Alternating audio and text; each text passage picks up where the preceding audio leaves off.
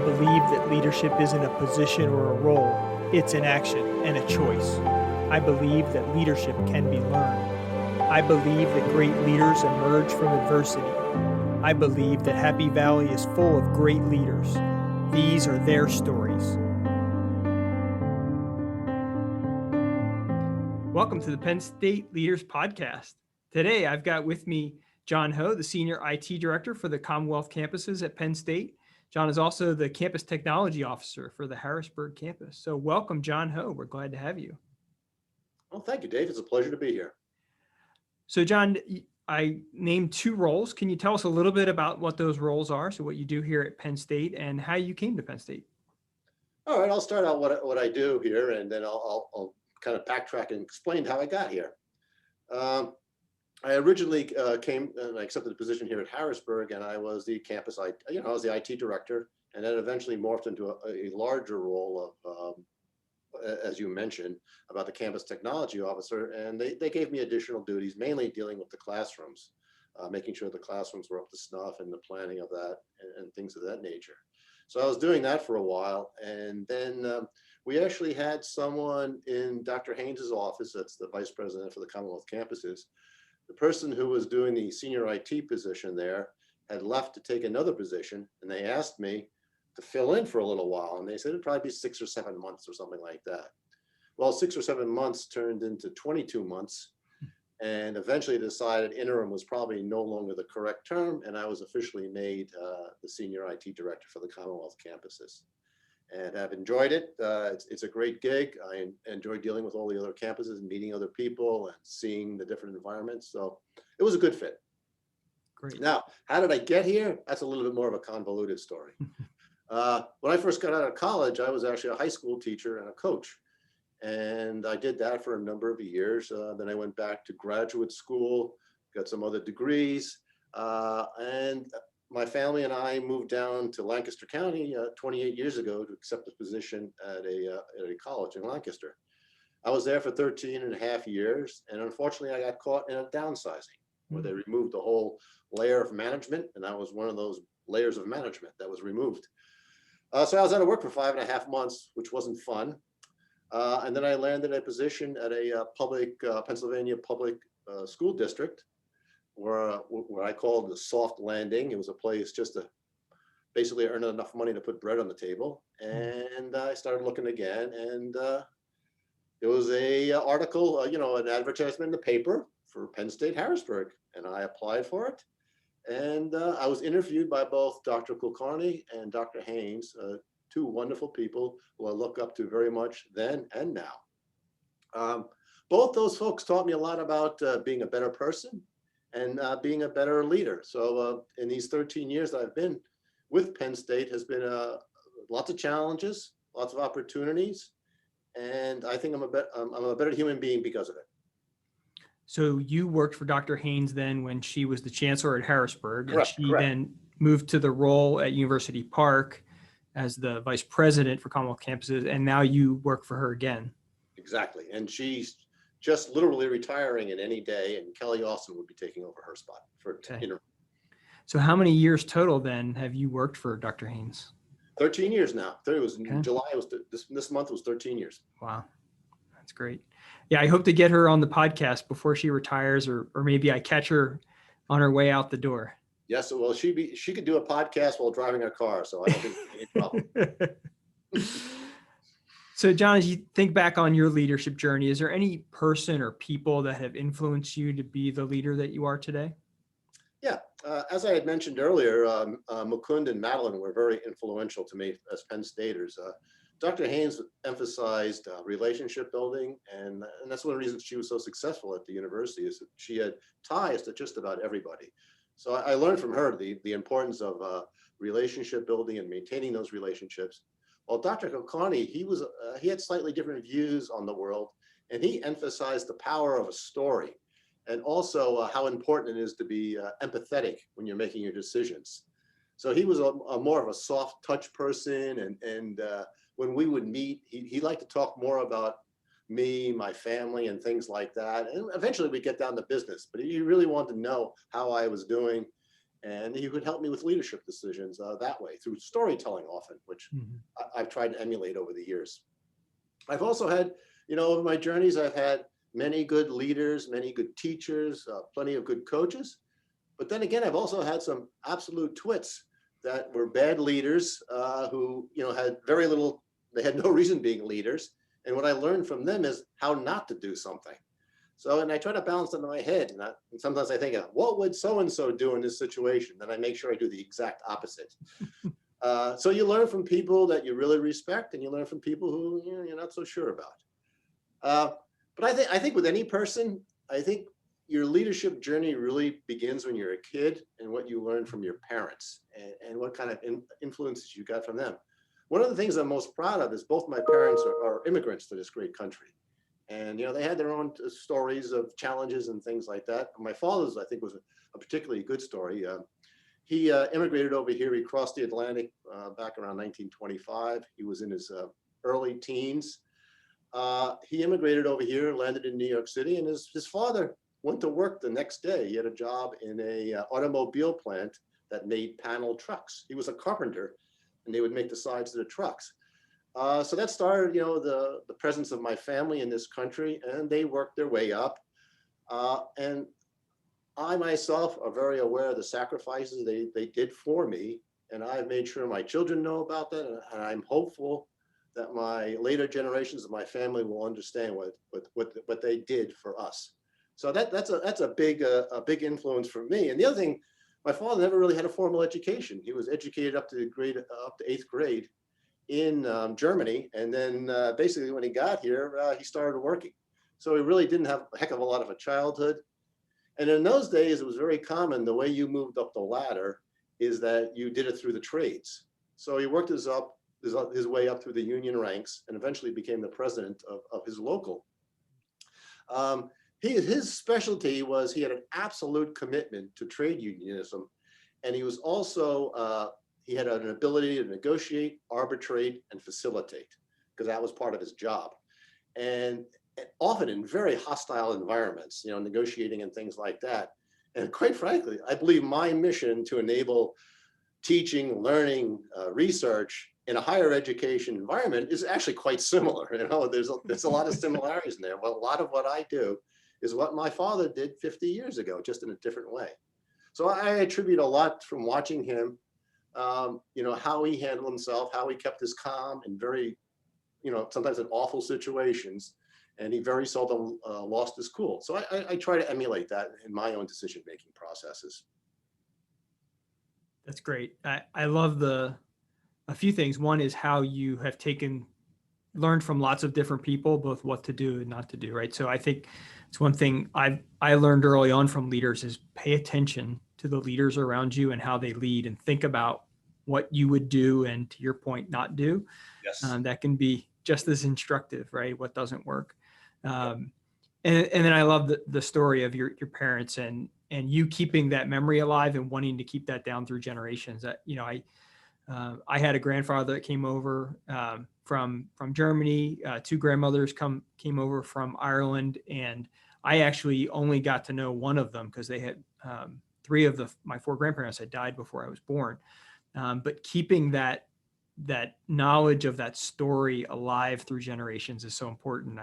I've started a project recently with my mother in having her look at photo albums and recording her talking about, her life from the pictures that she has when she's young. And so some way to preserve that. So I love that you're doing that very intentionally with your kids. I do have one fun, well, not really funny story, but something corollary to that is my father also served in the Army during World War II, and he served in the 3rd Armored Division and spent a year and a half in a tank in Western Europe. And he had a very, you talk about mission statements and things like that. He had a very simple one. My mission is to return home alive and in one piece. People can understand that, and I try to get that across to my people here, that our job is to enable learning, research, and service. That's our job. It's pretty simple, defining it. Yeah, I love that. So John, one of the things that I say in the introduction is I think adversity really affects who we are as leaders. Can you think of time of adversity in your life and how that impacted you as a leader? Yeah. I'll choose one from relatively recent history. It was when I started here at Harrisburg. And let's just put it this way. There were plenty of opportunities here for positive change, for improvement. So I somewhat inherited a sinking ship. So we made one of the things we did is we made a commitment on day one, that was a July 8th, that we had a commitment to improve the classroom experience for both the faculty and the students. And we put everything we had into making sure the classrooms were up and running and functional, et cetera, et cetera. Well, in a brief amount of time, i.e. before classes started at the end of August, we had basically got everything up to an acceptable level. And there was nothing that was really an eyesore anymore. We were quite pleased with our progress. And what we did is we kind of went on a little dog and pony show. We went around to all the different schools of study here at Harrisburg to kind of tout our successes and thanking everybody for their patience and blah, blah, blah, blah. And we were at our largest school, which I will leave unnamed, but it starts with an E, I was there and I gave my spiel and I said, look how the service level has improved. Look how endpoint management improved. Look how the classrooms are better. And they all went, and they didn't really care one bit about it. And they started giving me grief about why they have to fill out a form to get administrative rights on their laptop. And I got to admit, I was a little bit miffed by this because I thought, we had really done some great changes at the campus here, and we made it better for the faculty and the students. And I thought that was all what it was about. But evidently, I was wrong on that one.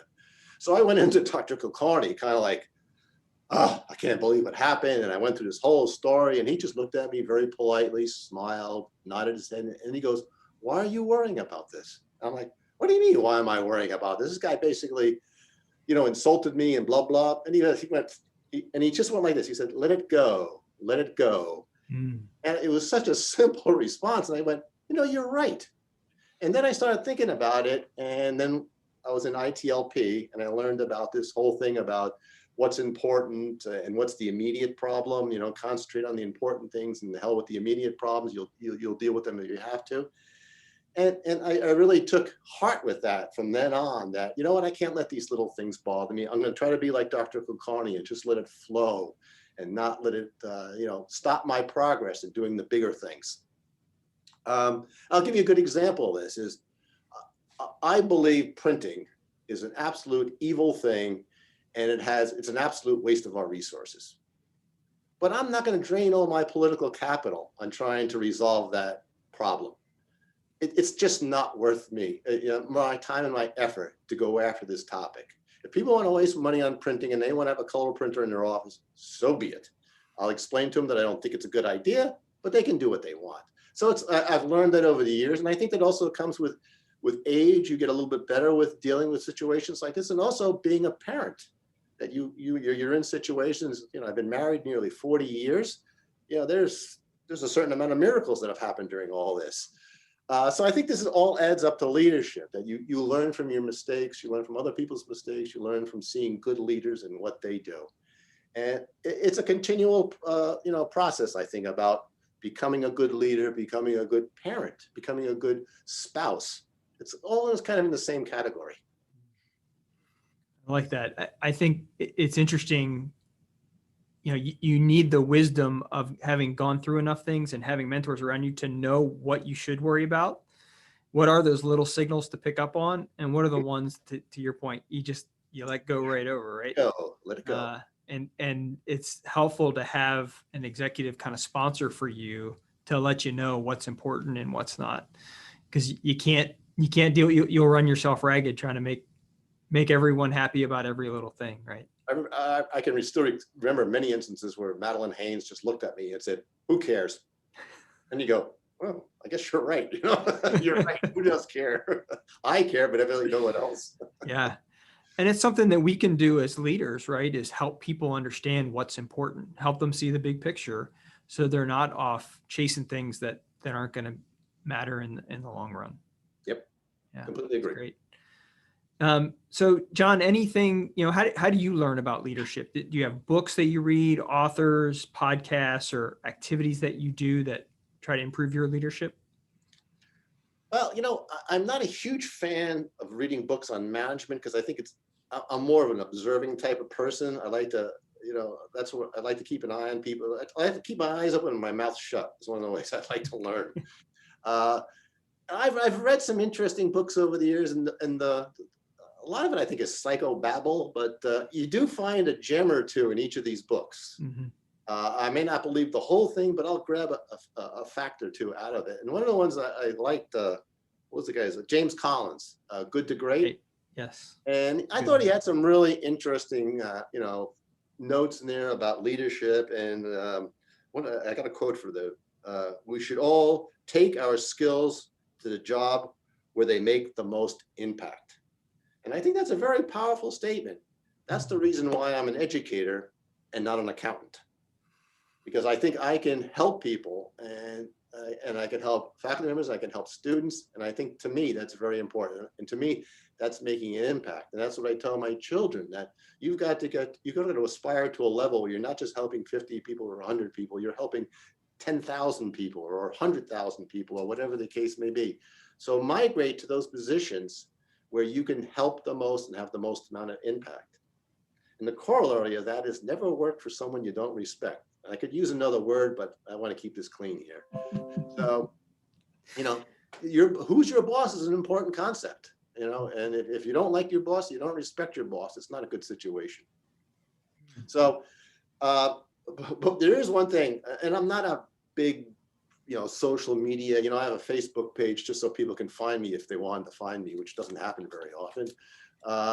So I'm not into, Instagram and blah, blah, blah, blah, blah. But I am into a recent streaming sensation. And I don't know if you've heard about this. There's a TV show, TV show's not even the right word, a streaming show from Apple Plus. It's called Ted Lasso. Have you ever heard of it? I have had lots of coworkers tell me I need to watch it. Yes, you should. It's actually, you learn a lot about management. And to make a very long story short, it's about an American football coach, our football, right, who moves over to England to become a soccer coach. And it's just this whole story about how he manages this transition. Well, I'm a big fan of it, and so is Jennifer Sparrow. And hopefully Jennifer Sparrow and I will be giving a talk at EDUCAUSE about the Magnificent Seven management techniques of Ted Lasso. And because he really does have some gems, and they're very simple. They are very easy to understand. One of the ones I really love about his is release yourself from your ego and trust your people. I think that's good. Get over yourself and listen to the people who are smarter than you. That's how you're going to make good decisions. When you do that, when you can be humble enough to know that I'm not the smartest dude on the planet, and maybe this guy or gal over here knows more about this than me. And I'm not going to tell a bricklayer how to build the foundation of my house. And the same thing with that work. I want to trust the people, and I'm going to listen to them, and I'm going to listen to them properly. Another thing that I learned from that show is new talent plus experience equals success. Mm-hmm. So have some guys like me who've been around the block a few hundred times, but bring in some talent, some younger talent who may have some skills that you don't have that can supplement your team and make it a better team. And that's why I love the Harrisburg team here, because we have a combination of that. We got seasoned veterans, and we've got some younger folks who know what they're talking about, and they understand that we're here to enable learning. So that's to me, that's a big part of success. And another thing is he's big on kindness, humility, empathy, and a sense of humor as leadership tools. And that's vital. I mean, you've got to be able to go into a meeting and have at least a decent time. I mean, you don't have to, have wild laughter all the time, but it's nice to have a chuckle or two with your colleagues. And, we're in higher ed. This whole management of higher ed is kind of absurd in its own way. So I really enjoy people who have a sense of humor. And I often will put that in a job description, and almost always HR crosses it off. Apparently they don't have the sense of humor. You're absolutely true. So I the things that used to upset me when I was a younger man don't bother me at all anymore, because as Dr. Kulkarni said, just let it flow. Yeah. I'm going to get up tomorrow and I'm going to do my job, and I'm going to do the best I can to make Penn State continue to make Penn State as great a place as it is now. Pretty simple. That's great. Well, you've inspired me. So Jennifer Sparrow has been telling me I need to watch that show. Yes. And now I guess I do, right? I didn't realize how many leadership lessons there are there. Well, I tell you what, if you come to EDUCAUSE this year and we're selected, you can come by and watch our presentation or poster session or whatever we got on it.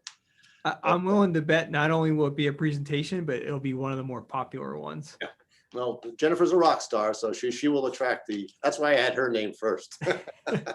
Well, and the other thing is people shop by title when they go to conference, right? So if you have something like Ted Lasso in your title, people say, oh, that'll be different. Like, I want to see that. So, and I think things like that, boiling it down to humility, empathy, and things that are very, very important in these challenging times we're in right now.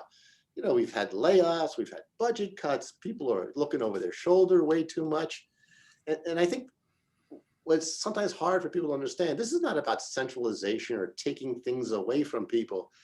This is about aligning people. This is about getting all of our best people going in the same direction, doing the same thing for the common good. And that's what I like to pontificate about, is that we're not land grabbing here. We don't want your budget. We want alignment. We want a common classroom experience. It's as simple as that. We don't want your jobs. We don't want your money.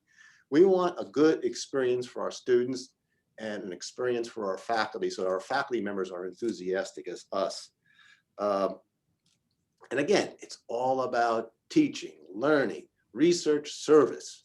That's what we're here for. We're not here for bits and bytes and file servers and VoIP phones. That's part of the game, but it's not why we're here. We're here for that experience, to make Penn State that great R1 institution that it is. Great. Well, that sounds like a great way to end it. So, John Ho, thank you for your time today. Thank you for sharing your leadership journey, and thank you for your service to Penn State. It's been both a challenge and an absolute pleasure. So, John, one of the things that you mentioned in your answers earlier was humility as a leader, and that's something that really resonates with me. One of the podcasts I like to listen to is Jocko Willink. He's a former Navy SEAL, and that's actually what he thinks is the number one characteristic that a leader needs to have is humility. Can you talk a little bit more about that, of what difference humility makes, or maybe what difference the lack of humility makes in leadership? Well, I think part of being a good leader is just being able to accept the fact that you don't have to be the content expert on everything, that you can defer judgment as far down the chain as you need to go down there. If you got to go down to an IT support specialist to get the correct answer, you do that. You just don't, just because I'm the boss, I should know all the answers. Well, sometimes, someone 3 levels down the organization is going to know the answer better than I, and I should be able to go down there and ask those questions. And I expect that person to tell me the truth, and not tell me what I want to know, but tell me the truth. And so I think that's incredibly important. And part of that is getting the trust of your people. You just can't walk into an organization and say, trust me. I had a leader who did that one time, and I almost laughed in his face. It was awful. Tell your people to trust me. Oh, that's absurd when you think about it. Right. Yeah, that's not how humans work. Yeah. Right? Yeah, you got to prove you're trustworthy. You got to show it.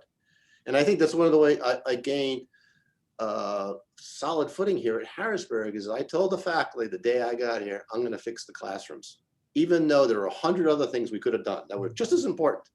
But the fact that I made the classrooms the number one emphasis earned me a pile of political capital. And everyone remembers that. Well, first thing John did was fix the classrooms. That was 13 years ago. And I'm still living off that residual. Yeah, it reminds me, I think it is in Good to Great, where they talk about this idea of the hedgehog concept. Yeah. What's the one thing, and focus on that one thing and get that better. And clearly for you, that was the classrooms, right? You figured out very, very quickly that if I can make progress on this one thing, it'll drag everything else along with it. And you know what some of it was? Dusting the monitors. Yeah, no one cleaned the podiums. The custodians wouldn't touch it. The IT people wouldn't lower themselves to do it. So I did it. I love it. And a lot of people, when they saw me doing it, they said, well, this isn't so bad, Yeah. I love that about I love that story because it talks about the humility that you're talking about as a leader, right? I'm not above, dusting classrooms. If this is important, I'll do it just as well as anyone else. Yeah, I remember one of the first jobs, the summer between my senior year in college and when I started teaching, I had a few months off there, and I got a job as a union laborer in West Philadelphia. And one time they asked, well, we need someone to go into so-and-so laboratory. We need someone to clean the beakers off or something like that. And I looked around and all the other guys went, oh, I'm not doing that. I'm like, I'm there because I'm in an air conditioned room going like this, cleaning these, Erlenmeyer flasks. And these guys are out digging ditches in 97-degree heat. And I'm like, okay, man, you want to play macho, go ahead. But I'm going to clean these flasks and they're going to be shining when I'm done. Yeah. It's another example that I always saw in the military was if you had any kind of event where where there was food being served, the leaders served the food, right? Yes. Right. Yes. That act of you're more important, you're going to eat first and I'm going to serve you, right? It's not just humility and saying humility matters. It's demonstrating in ways that people see it and really then ingrains it in them. And that's what Dr. Kulkarni did. We'd have these during the finals week, we would have like ice cream in the lobby. And he would serve the ice cream to the faculty and the students, and he enjoyed it. And he would carry on conversations with the students, ask them how they're doing, where they're from. It was great. Another learning opportunity for me. Yeah, love it. You talked a lot about humor, and obviously, I worked with you enough to experience that humor, but. It breaks down walls with people. I think it does build trust, right? It brings out some personality in folks. I mean, can you talk a little bit more about kind of humor and why you think that's so valuable? Well, I learned this, well, I was fairly good at it for many years, but there's something else I learned from Dr. Haynes. I watched her get President Barron like almost belly laugh, like, and when you see someone like that laugh, you'll be, wow. Yeah, that's amazing. But sometimes it lightens the environment up. I mean, you can be talking about very heady stuff. I'll give you another example of this. When the pandemic first started, there was some chancellor from one of the Western campuses complaining about the fact that the grass was growing too high and the flower beds weren't getting mulched. And oh my God, the world's coming to an end. And Madeline just looked at him and went, who's going to see it? And the whole room just cracked up, like, and when you think about it, that was the perfect thing to do. It broke the tenseness of the situation. Everyone got a chuckle. Then we got back down to business and stopped talking about mulch, tried to figure out how we're going to do remote learning in 1 week, You're right. That's great. So I'll ask you a question and you'll know why I asked this question is for someone who's not naturally humorous, what would you recommend to... Is there a book you can read? Is that or should they just emulate you? I mean, for someone who humor doesn't come as naturally to them. Oh boy, that's a good one. Well, you can have a very dry sense of humor. You can be a kind of a sarcastic, angle on that, which can actually be very good or very horrible depending on how you present it. So there's nothing worse than telling a bad joke or bad sarcasm or something like that. As any stand-up comic will tell you, when you fail big. Yeah, right.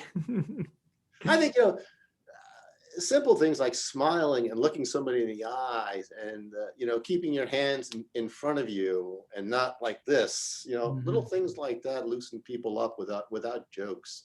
Or as I remember when I was a school teacher, something you would do to a student just to relax them is you should just touch them on the shoulder, nothing perverted, but just a little touch on the shoulder. Yeah. You got this? You understand what we're doing here? 3x equals 4, bring the 3 over. You got that?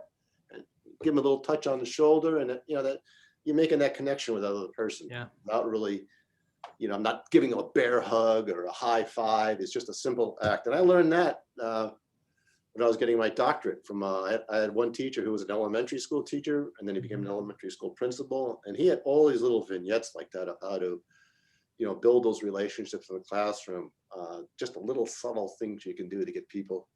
And like I do here from my office, I bring vegetables in. What could be more, they're going to serve this to their family. And they're going to say, oh, these string beans came from Dr. Ho's garden, or that squash came from Dr. Ho's garden. Isn't that nice of him? And we all get to share this. So it's just another little way of, again, it's being humble. Yeah. I don't mind toiling the soil. So, we can eat food that isn't full of whatever chemicals. That's great. No, I love that. I guess when in doubt, you can always make fun of yourself, right? People who take themselves too seriously are that's the angle you should problem. Yeah, because if I'm in a meeting with you, you'll make fun of me. But if you're not there, then I might as well, pick up the slack and just. I only make fun of you when it's a good opportunity. I don't waste my ammunition. Well, I usually give you a few opportunities every meeting. By the way, did I ever tell you this? My father only discharged his weapon twice during the whole war. Oh no, I didn't hear that. Yeah, he only shot it twice. Once he used his Tommy gun and he shot a cow by mistake because he didn't know what it was. It was at night and they were in the woods, and he heard something coming through the bushes and he didn't know what it was. So it was a cow. And the second time was on purpose. It was a chicken sitting on a fence, and he pulled out his handgun sidearm and took a shot at and didn't kill it. It just knocked its one leg off, and it stood there on the rail with one leg. And one of his teammates just went over and grabbed the chicken around the throat, and they ate it. Well, I'm sure he was glad that there were the only two opportunities he had. Oh, well, as he put it, there were plenty of people who wanted to pull the trigger. I just wasn't one of them. Yeah. Yeah. Like it was like, did you see Saving Private Ryan, that movie? Oh, sure. Yeah. You remember the scene what to do with the prisoners? Yeah. And that was one thing my father lamented about the prisoner thing. He goes, I would just turn my back and walk away, because I couldn't tell these guys what to do because there was no answer, and I let them deal with it. And he just made it clear that he wasn't going to do it. And now your father spoke German, right? Yeah, he could read, as he said, I could read the street signs. Right. And although probably 1/4 of the guys in his group were German with descent, and the other quarter were probably Italian. Right. So, I mean, it was a very interesting state. I mean, I feel bad about these guys in Afghanistan that, they can't even read, they can't read a street sign. They can't identify what that sign says. They have no idea. So it was a different world, a different war. Absolutely. Yeah. Crazy shit. Glad I never had to do it.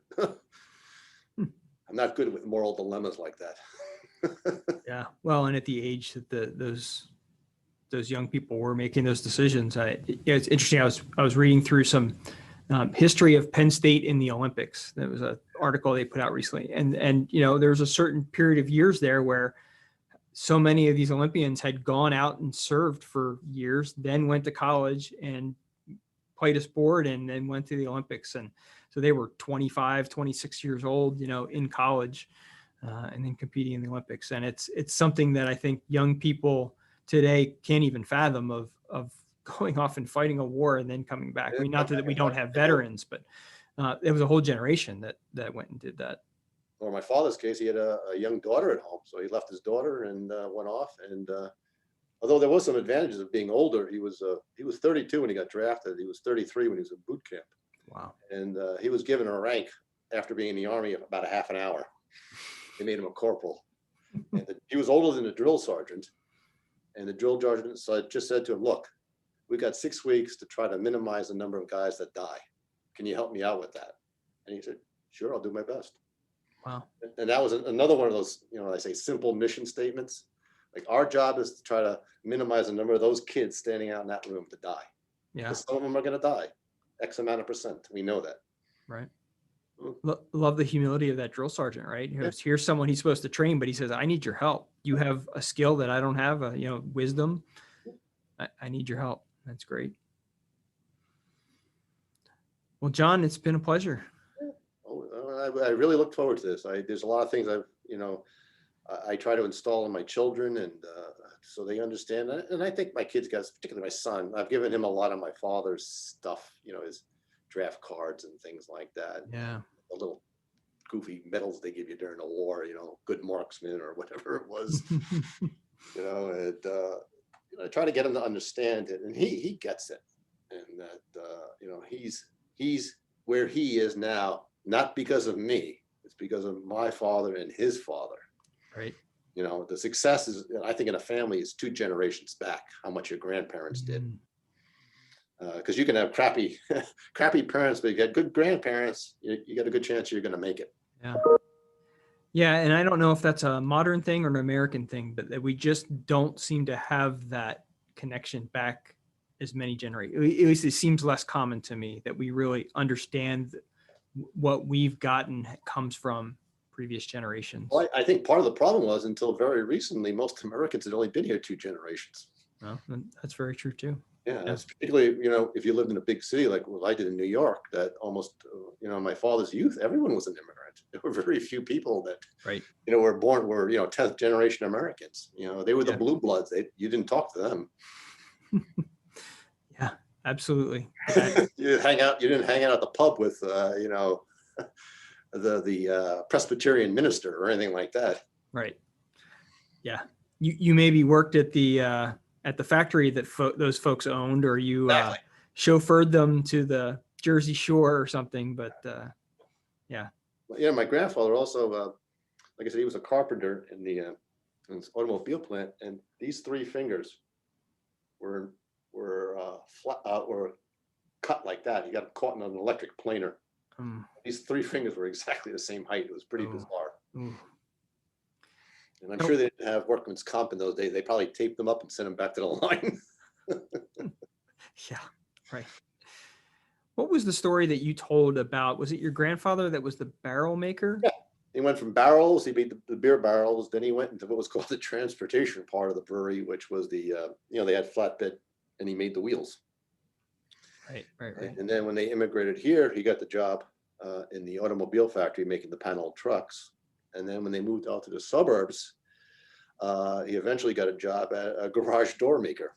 And it was like the American dream. They were building garages left and right. And he was one of those guys putting the doors on them. Right. And how he changed, he had the same skills, but he adapted them each step of the way. I try to use that, you're a sysadmin, but what you do as a sysadmin is going to change. Right. And he always considered himself a carpenter, and to the day he died, he was a carpenter. Mm-hmm. Just a different form of it. Yeah, that's great. Fascinating stuff. Absolutely. Well, thank you for sharing your wisdom with us today. I wouldn't go as far as wisdom, but maybe what I've lived through. Well, you've got a few years on some of us, so you've learned a little in those years. Yeah, I have, and quite frankly, and without kidding around, that Penn State is the best thing that ever happened to me. So I'm incredibly thankful for Mukund and to Dr. Haynes for just giving me the opportunity. Well, you've done well with it. You've had a great impact. Thank you. Thank you for listening to the Happy Valley Leaders Podcast. If you enjoyed this episode, subscribe on Apple Podcasts, Google Podcasts, or Spotify. Give us a review and share us with others.